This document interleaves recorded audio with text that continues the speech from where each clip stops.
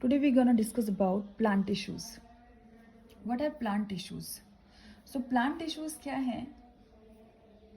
हमें पता है कि what are tissues, right? Tissues are group of cells localized at a particular position in a body and they perform a specific functions. So plant tissues are of two types: meristematic tissues and permanent tissues.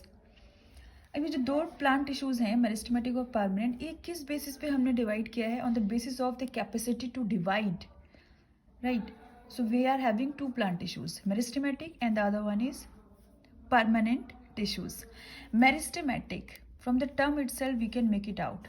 Meristem means divide, right?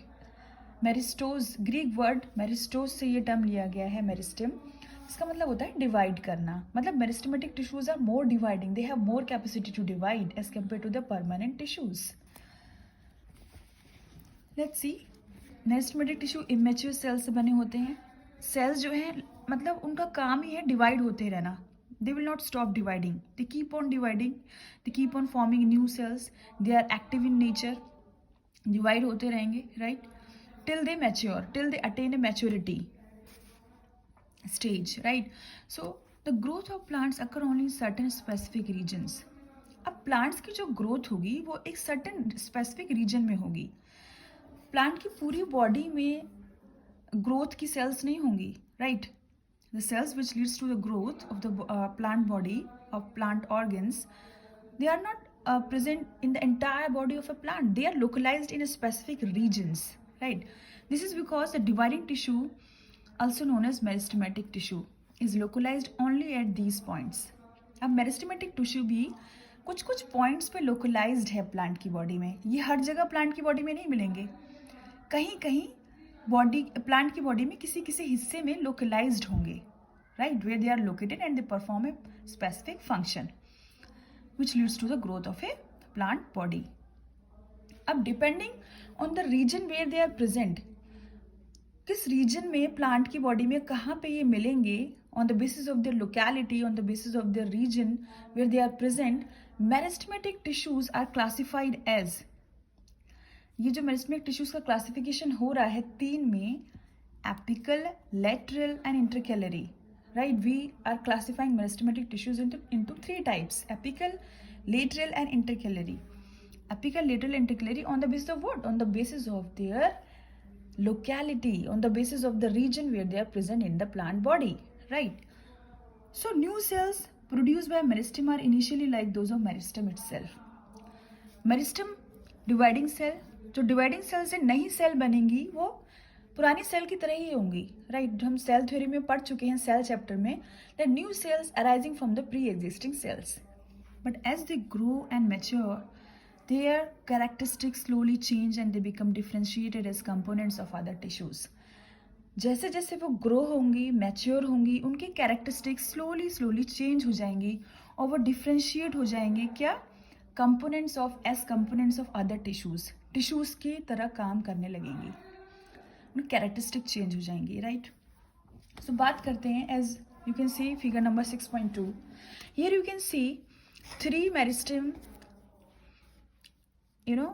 three meristem are shown over here. First, at the tip, apical meristem, then intercalary meristem, lateral meristem. Position से ही पता चल रहा है कि कहाँ कहाँ ये मिलेंगे. एपिकल मतलब टिप, राइट? एपिकल हमें मिलेगा, apical meristem mostly located at the tips of root and shoot. या तो रूट के टिप पे या शूट के टिप पे हमें ये पाया जाएगा, ये मिलेगा प्लांट्स में. What they do, they generally increase the length of root and stem. इनका काम है लंबाई बढ़ाना पौधे की, स्टेम की और रूट की लंबाई बढ़ाना. किसका फंक्शन है? एपिकल मेरिस्टेम का फंक्शन है. And where they are found in tip of root and shoot. As it is written over here, apical meristem is present at the growing tip of stem and roots and increases the length of the stem and the root, as I have told you. अब बात आती है intercalary meristem की, right? Intercalary meristem basically what they do, they are present, intercalary meristem are present at the base of the leaves और internodes और tubes. ये कहाँ मिलेंगी? ये बेस में, लीफ के बेस पे मिलेंगी, लीफ स्टॉक पे पाई जाती हैं जनरली, लीफ के बेस पे मिलेंगी, राइट, इंटरकेलरी मेरिस्टम, और they are base of the leaves. Or internodes, what are internodes, right?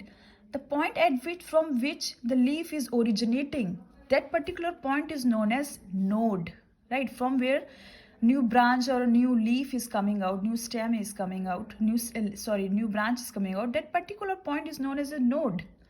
And the space between two nodes, right, this and this particular, this space is known as internode. So intercalary meristem हमें internode पे मिलेगा at the base of the leaves और internodes, ये दोनों side पे मिलेगा twigs के, उसकी ग्रोथ कराएगा, राइट, स्टेम की growth. Next is as the cells of the tissues are very active, they have dense cytoplasm, thin cellulose walls and prominent nuclei. It is a very important point. Question आ जाता है कि meristematic cells कैसे होती हैं, इसमें क्या क्या होता है. तो they are very active in nature, they keep on dividing, they have to divide because इनका काम है नई सेल्स बनाते रहना टिल दे अटेन मैच्योरिटी.